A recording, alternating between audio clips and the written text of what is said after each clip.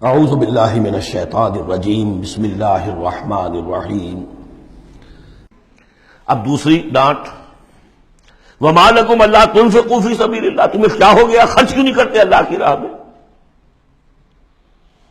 وللہ میراث السماوات والارض، آسمان اور زمین کی ساری وراثت بالآخر اللہ ہی کے لیے رہ جائے گی۔ تمہارے پاس رہ جائیں گے یہ محل، یہ کوٹھیاں، یہ فیکٹریاں، تم آج ہو کل نہیں ہوگے، جو اگلے ہوں گے وہ بھی پھر نہیں ہوں گے۔ کائنات تو اسی کی ہے، وارث وہی ہے، الوارث وہی تو ہے، اور تم سینت سینت کے رکھ رہے ہو۔ وما لکم الا تنفقوا فی سبیل اللہ، اور انفاق میں نوٹ کر لیجیے، میں بتا چکا ہوں کہ انفاق کے اندر انفاق مال بھی ہے، انفاق نفس بھی ہے، بذل نفس، جان کھپانا، وہ واضح ہو جائے گا۔ وَلِلَّهِ مِيرَاثُ السَّمَاوَاتِ وَالْأَرْضِ لَا يَسْتَوِي مِنكُم مَّنْ أَنفَقَ مِن قَبْلِ الْفَتْحِ وَقَاتَلَ، برابر نہیں ہے تم میں سے وہ جنہوں نے انفاق کیا اور قتال کیا فتح سے پہلے۔ قتال آ گیا، جان کھپانے کے لیے میدان میں آئے۔ انفاق جو کہا تھا آیت نمبر 7 میں، وہ صرف مال کا نہیں، جان کا بھی ہے، اور انفاق کے جان جو ہے اس کا سب سے بڑا موقع کیا ہے؟ جنگ، جہاں آپ نقد جان ہتھیلی پر رکھ کر حاضر ہوتے۔ وہ تو اگر جان بچ جائے تو گویا کہ بونس ہے، ورنہ جو جاتا ہے جنگ میں وہ پورا رسک لے کر جاتا ہے۔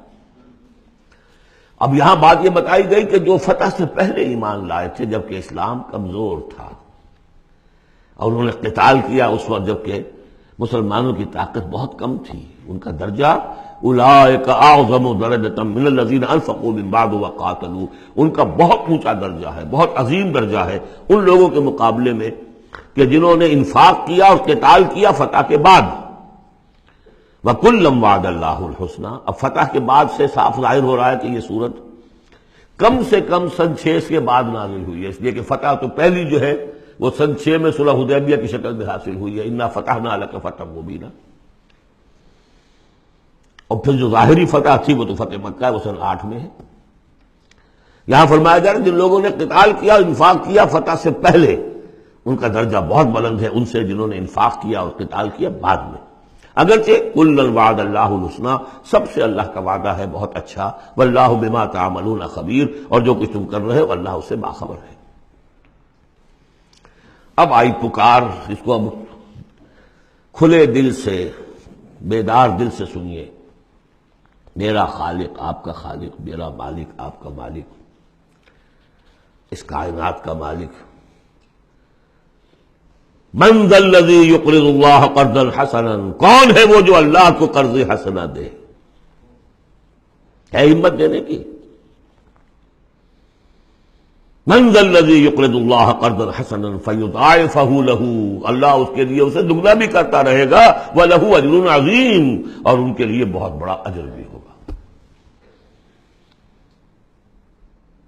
لگاؤ اپنی مال اللہ کی راہ میں، لگاؤ اور کھپاؤ، اپنی جانیں اللہ کی راہ میں لگاؤ اور کھپاؤ، اور جان لیجیے کہ جان کا کھپنا اور مال کا کھپنا ایک یہ کہ شہادت یا موت سے پہلے تو برابر چیز ہے۔ آپ اپنی جان کی قوت، صلاحیت، ذہانت، فطانت یہ خرچ کرتے تو مال کماتے ہیں نا، اور مال آپ کے پاس ہو تو آپ جس کو چاہیں امپلائے کر لیں، ذہانت، صلاحیت، فطانت سب آپ خرید سکتے ہیں پیسے سے۔ تو اگر کسی نے وقت لگایا ہے تو مال لگایا ہے، ٹائم از منی، اپنی جان کما رہا ہے تو وہ مال لگا رہا ہے، اس لیے کہ اسی جان کو کما کر وہ مال کما سکتا تھا۔ اس لیے انفاق جان، انفاق مال، یہ ایک شے۔ صدق اللہ العظیم۔